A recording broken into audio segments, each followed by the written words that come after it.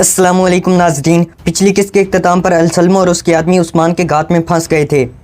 अलसल्मो भागते हुए अपने एक आदमी को ज़ख्मी करके वहां छोड़ जाता है, जिसे गोगतोग पकड़ लेता है और उसे लेकर उस्मान की तरफ चल पड़ता है। इस किस्त के आगाज़ में उस्मान और उसके सिपाही अलसल्मो के तमाम आदमियों को ख़त्म करने में कामयाब हो जाते हैं। इसी दौरान गोगतोग भी अलसल्मो के एक ज़ख्मी आदमी को लेकर वहाँ पहुँच जाता है। उस्मान के सामने पहुँच कर गोगतोग उस्मान को बताते हुए कहता है, इन कुत्तों का सरबराह भाग गया है जनाब, मगर ये आदमी मेरे हाथ लगा है। उस्मान कहते हैं, चलो इसे हम कबीले में ले जाते हैं, हम वहाँ जाकर इससे बात करेंगे, फिर पता चल जाएगा कि आखिर इन लोगों के पीछे कौन है। इसके बाद सिपाही अलसल्मो के आदमी को उठाकर वहाँ से ले जाते हैं।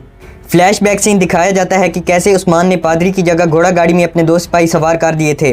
फ्लैशबैक सीन ख़त्म होता है तो उस्मान अपने साथियों से कहते हैं, हम मज़ीद रोगतोस पर शक नहीं कर सकते, क्योंकि कतालूनियों ने अजनीक में पादरी को बचाने की खातिर रोगतोस के बंदों पर हमला किया था।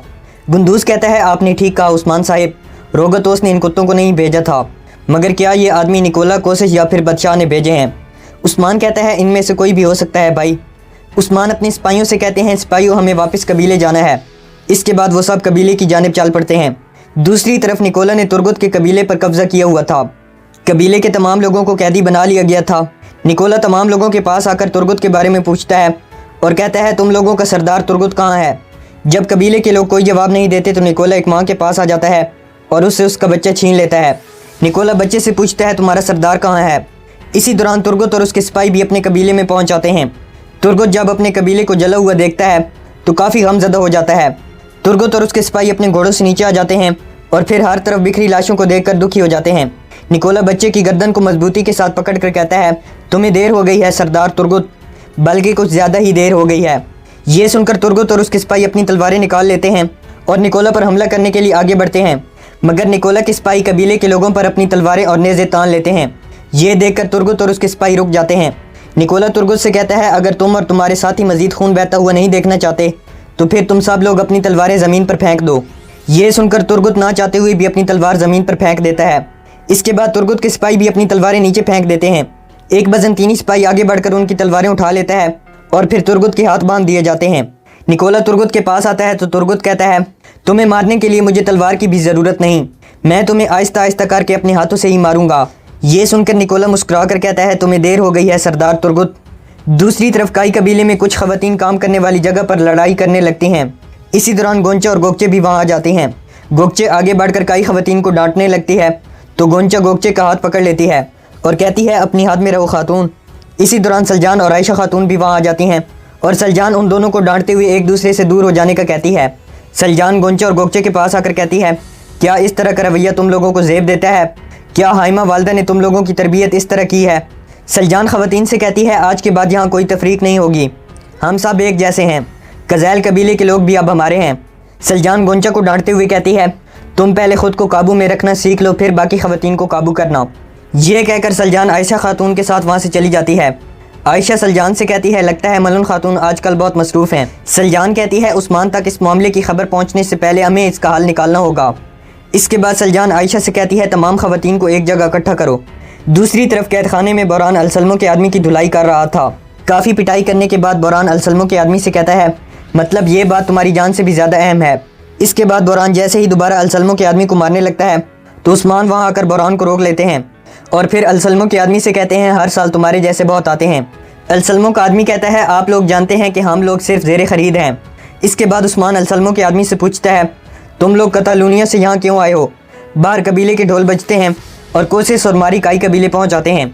भाई सुंगर कैद खाने में आकर उस्मान को बताते हुए कहता है, जनाब हरमन काया का किलेदार मिखाइल कोशिश और उसकी बहन मारी आए हैं। उस्मान बोरान से कहता है, तफ्तीश जारी रखो, लेकिन ये आसानी से नहीं बोलेगा, इसीलिए तुम अपने तजर्बे का इस्तेमाल करना। इसके बाद उस्मान, गुंदूज और बाकी लोग वहाँ से बाहर चले जाते हैं। उनके जाने के बाद बोरान दोबारा अलसल्मो के आदमी पर तशद्दुद करने लगता है। बाहर मारी काई कबीले की भेड़ों को देखकर कोशिश से कहती है, क्या ये लोग जहाँ रहते हैं, एक इंसान ऐसी जगह पर कैसे रह सकता है जहाँ से हर वक्त बदबू आती हो? कोशिश कहता है, ये हैरत अंगेज़ बात है मगर हकीकत है। उस्मान अपने साथियों के साथ सरदारी खेमे के सामने आकर खड़े हो जाते हैं। कोशिश और मारी उस्मान के सामने पहुंचकर अपने घोड़ों से नीचे आ जाते हैं। कबीले के तमाम लोग कोशिश और मारी को देखकर उनकी तरफ मुतवज्जे हो जाते हैं। उस्मान कोशिश को खुशामदीद कहते हैं तो कोशिश उस्मान का शुक्रिया अदा करता है। मारी पूछती है, क्या आप बिन बुलाए मेहमानों को कबूल करते हैं उस्मान साहिब? उस्मान कहते हैं, हमारे यहाँ मेहमान को दावतनामे की ज़रूरत नहीं, कोई भी किसी भी वक्त आ सकता है। उस्मान कोशिश से कहता है आए खैमे के अंदर चलते हैं।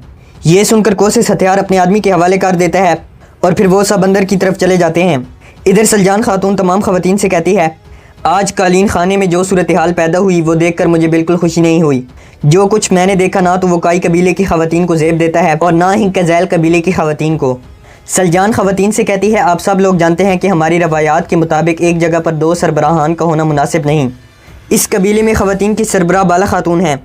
ये सुनकर मलन खातून को बहुत गुस्सा आता है, जबकि सलजान खातून खवातीन से कहती है मैं आप सब से तवक्को करती हूँ कि रवायात की पासदारी की जाएगी। इसी दौरान एक औरत वहाँ आकर बाला से कहती है बाला खातून उस्मान साहिब आपको बुला रहे हैं। ये सुनकर बाला सलजान से इजाज़त लेकर वहाँ से चली जाती है। दूसरी तरफ सरदारी खेमे में मारी उस्मान से कहती है जब मुझे पता चला कि मेरे भाई आपसे मिलने आ रहे हैं तो मैंने आपका बजाते खुद शुक्रिया अदा करने के लिए आना चाहा। मारी कहती है उस्मान साहिब आपका शुक्रिया कि आपने उन वैश्यों के हाथों से मेरी जान बचाई। ये सुनकर उस्मान कहते हैं जैसा आप सोच रही हैं तुर्गुत साहिब वैसे नहीं हैं, बल्कि इसके बरक्स वो तुर्कमानों के एक बहादुर सरदार हैं। इसी दौरान बाला खातून इजाज़त लेकर अंदर आ जाती है। उस्मान कोशिश और मारी से बाला का तारुफ करवाते हुए कहते हैं बाला खातून मेरी ज़ौजा हैं। इसके बाद बाला कोशिश और मारी को खुशामदीद कहती है। उस्मान बाला से कहते हैं बाला मेहमानों की तवाज़े का इंतज़ाम करो। ये सुनकर बाला मारी से कहती है आए मैं आपको अपना कबीला दिखाती हूँ। ये सुनकर मारी उठकर बाला के साथ चली जाती है। मारी के जाने के बाद उस्मान कोशिश से कहते हैं बताएं कोशिश क्या आप यहाँ अपने सिपाहियों की उंगलियों का हिसाब लेने आए हैं। ये सुनकर कोशिश हंसने लगता है और फिर कहता है ऐसा कुछ भी नहीं है उस्मान साहिब, सिर्फ चंद बेकार सिपाहियों की उंगलियों की खातिर मैं आपके साथ अपने ताल्लुकात ख़राब नहीं करना चाहता। अगर वो लोग वाकई इतने अच्छे सिपाही होते तो वो इस तरह के जाल में कभी न फंसते। कोशिश उस्मान से कहता है आपके सिपाही बरान ने मुझे बताया कि रोगतोस ने आप पर हमला करने की जुर्रत की है। उस्मान कहते हैं बिल्कुल ऐसा ही है कोशिश कहता है रोगतोस के इस रवैये की वजह से तमाम बिथीनियों का नज़्म ज़ब्त ख़राब हो रहा है। मैं बस आपको ये बताना चाहता हूँ कि मैं हमेशा आपके साथ हूँ। दूसरी तरफ एनागोल किले में तुर्गुत को कैद खाने में बांध दिया गया था। निकोला भी वहाँ पर एक कुर्सी पर बैठा था। निकोला तुर्गुत से कहता है मुझे तुम बिल्कुल पसंद नहीं आए।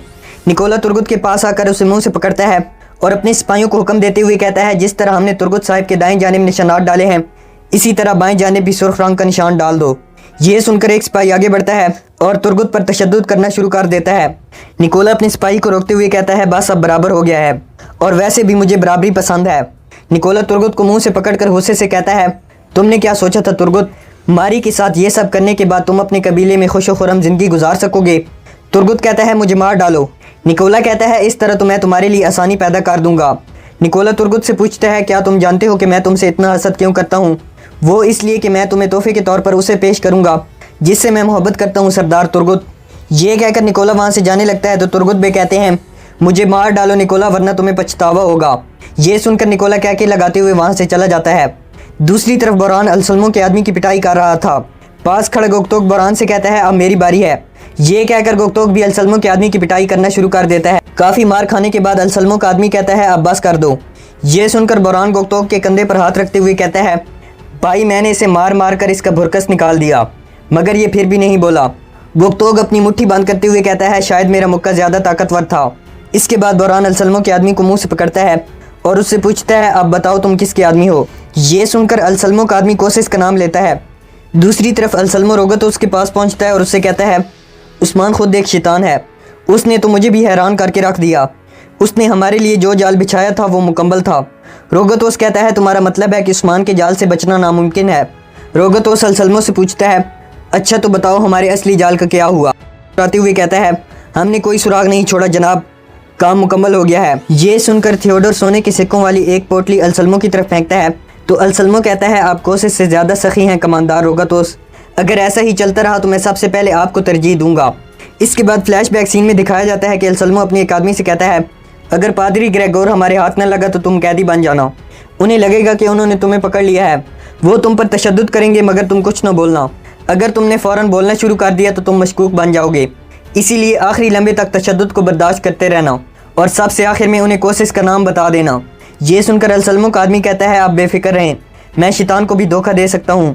फ्लैशबैक सीन खत्म होता है तो अलसलमो मुस्कुराने लगता है। रोगतोस थियोडोर से कहता है अब जबकि हम पादरी ग्रेगोर को नहीं पकड़ सके इसीलिए हम कोशिश को उसके खुद के खोदे हुए गड्ढे में गिरा देंगे और उसे खबर तक भी नहीं होगी और उस्मान को जिस मुजरिम की तलाश थी वो उसे मिल जाएगा। दूसरी तरफ बोरान बाहर से अंदर आने की इजाज़त मांगता है। अंदर आकर बोरान अपने सीने पर हाथ रखता है और फिर उस्मान के पास आकर उस्मान के कान में कहता है कतालूनिया का बंदा बोल पड़ा। उन्हें जहाँ से अहकामात मिलते थे वो मिखाइल कोसेस ही है। ये सुनकर उस्मान काफ़ी हैरान होते हैं और फिर कोसेस को गुस्से से घूरने लगते हैं।